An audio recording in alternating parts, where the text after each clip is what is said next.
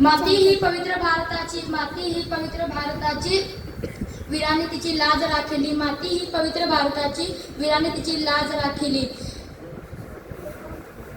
क्रांतीच्या या ज्वालांनी स्वातंत्र्याची वाट दाखविली, क्रांतीच्या या ज्वालांनी स्वातंत्र्याची वाट दाखविली.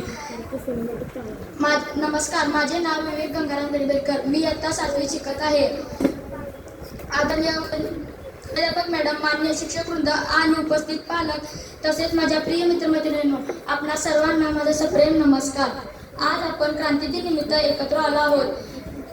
या पवित्र प्रसंगी आपल्या प्राणाची आहुती देणारे महान क्रांतिकारक शहीद भगतसिंह यांना विनम्र अभिवादन करून मी माझ्या भाषणाला सुरुवात करतो. लढ्यातील सर्वात तेजस्वी आणि प्रेरणादायी क्रांतिकारक होते. त्यांचा जन्म 28 सप्टेंबर 1907 रोजी पंजाबमधील बंगा या गावात झाला. त्यांच्या घरात देशप्रेमाने भरलेले होते, त्यामुळे त्यांना लहानपणापासूनच देशप्रेमाची आशा निर्माण झाली होती. जालियनवाला बाग येथील हत्याकांडाने त्यांच्या मनावर खोल परिणाम झाला. यामुळे त्यांनी स्वतःच्या स्वातंत्र्यासाठी आपल्या संपूर्ण जीवनाचा त्याग करण्याचा निश्चय केला आणि भगतसिंह हे अत्यंत बुद्धिमान, धाडसी आणि खूप आवड होती. त्यांनी अनेक महान विचारवंतांची पुस्तके वाचली आणि देशासाठी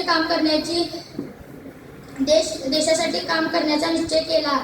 त्या केवळ राजकीय स्वातंत्र्य नव्हे तर समाजात समानता, न्याय आणि बंधुभावाचीही गरज आहे.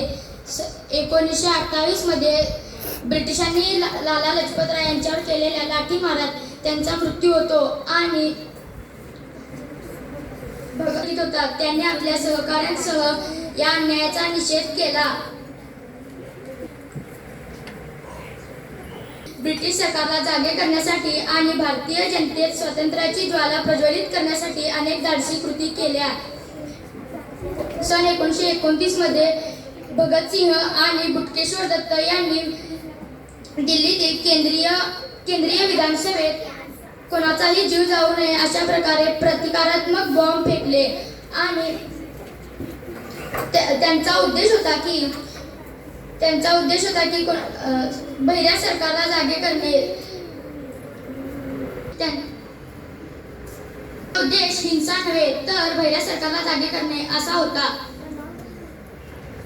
त्यांनी इन्किलाब जिंदाबाद आणि सत्यवादाचा नाश हो अशा प्रकारे घोषणा दिल्या आणि स्वतःहून अटक स्वीकारली. त्यांनी तुरुंगात सुद्धा कैद्यांच्या हक्कासाठी उपोषण केली आणि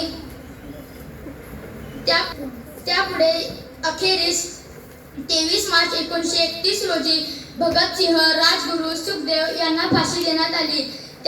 त्यावेळी भगतसिंह अवघ्या 23 वर्षाचे होते. इतक्या लहान वयात आपल्या मातृभूमीसाठी आपल्या प्राणाची आहुती देणारे त्यांनी दिली.